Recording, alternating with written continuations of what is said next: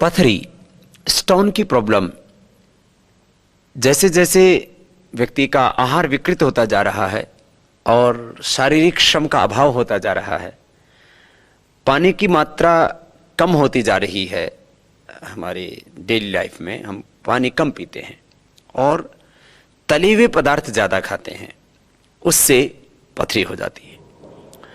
एक तो gall bladder में स्टोन होता है, एक पेनक्रियाज में स्टोन होता है, एक किडनी में स्टोन होता है, फिर किसी को गले में और किसी को तो पूरे शरीर में कहीं पर भी स्टोन हो सकता है।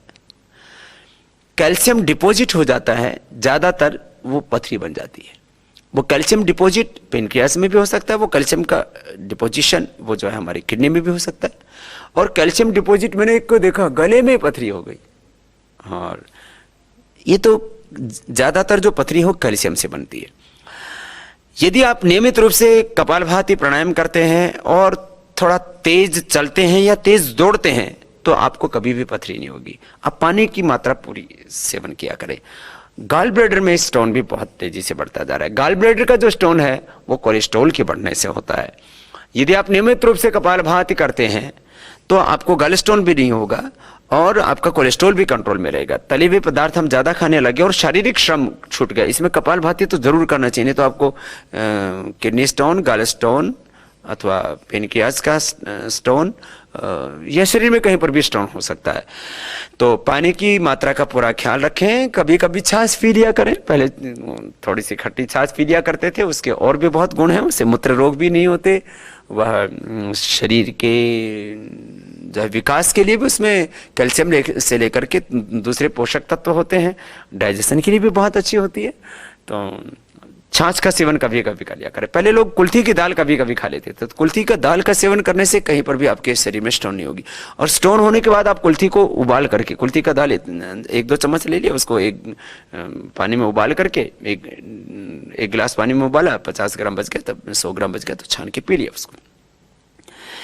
पथरी के लिए मूली का प्रयोग भी बहुत अच्छा होता है। पहले मूली लोग खाया करते थे, अभी भी हम सलाद आदि में उसका प्रयोग करते हैं। जो मूली का नियमित रूप से सेवन करते हैं उनको पथरी नहीं होती है। जो का आटा कभी कभी खा लेते हैं, जो बारले जो है उसका सेवन बहुत अच्छा रहता है। पहले तो हमारे यहाँ खाने में हम जो है चना है, गेहूं है, बाजरा है, मकई है, अलग अलग तरह के अन्न खाया करते थे। वो स्वास्थ्य के लिए बहुत अच्छा होता है। तो जौ का सेवन जो करते हैं उनको भी पथरी नहीं होती है। और पथरी की दवाई के तौर पर हम लोग यवक क्षार है, मूली क्षार है, जो का मूली का क्षार बना लेते हैं, उसकी प्रक्रिया है। फिर हजरल यहूद भस्म उसमें हम डालते हैं, फिर श्वेत प्रपटी का को उसमें डालते हैं, तो इससे हम अश्मरी हर रस बनाते हैं। ये 1-1 ग्राम सुबह शाम इसका सेवन कर सकते हैं। ये पथरी के लिए बहुत उपयुक्त होती है।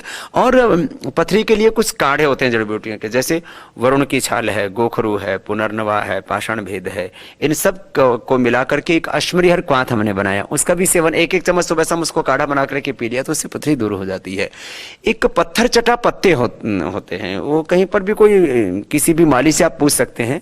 हम भी अपने नर्सरी में उसको लगाते हैं, लोगों को सिखाते हैं, बताते हैं कि आप कैसे अलग अलग बीमारियों में अलग अलग औषधियों का, जड़ी बूटियों का प्रयोग कर सकते हैं। तो ये पत्थर चटा के जो पत्ते होते हैं 3 से 5 सेवन कर लिया तो ये सभी तरह की पथरी से हमें छुटकारा दिलाता है। किसी की 7 दिन में, किसी की 15 दिन में, किसी के 1 महीने में पथरी निकल जाती है। कपालभाति करते करते लोगों को थोड़ा सा दर्द होने लगता है, फिर वो थोड़ा पानी पीते हैं और पथरी निकल जाती है। ऐसी मैक्सिमम लोगों को हो जाता है।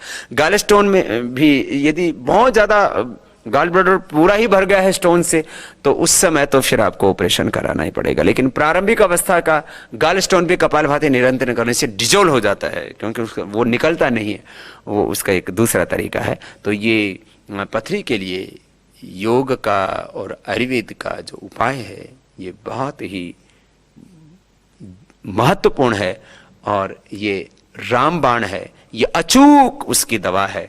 आप खुद इन नुस्खों को अपनाएं और दूसरों को भी बताएं, जिससे कि किसी को भी पथरी के लिए ऑपरेशन कराने की जरूरत ना पड़े।